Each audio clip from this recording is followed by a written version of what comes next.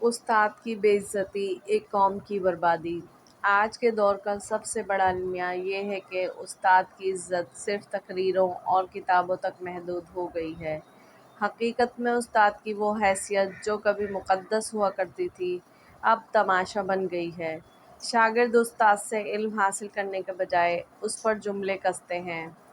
والدین معمولی بات پر استاد کو نیچا دکھاتے ہیں، اور معاشرہ استاد کو اس قابل بھی نہیں سمجھتا کہ اسے عزت کی روٹی دے۔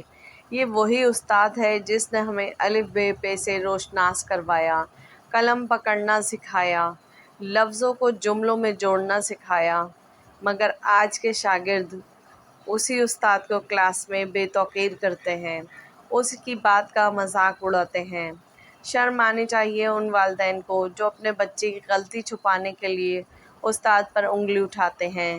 حقیقت یہ ہے کہ آج ہم سب مل کر استاد کی عزت کو روند رہے ہیں۔ قومیں اس وقت برباد ہوتی ہیں جب ان کے استاد کی عزت خاک میں ملا دی جائے۔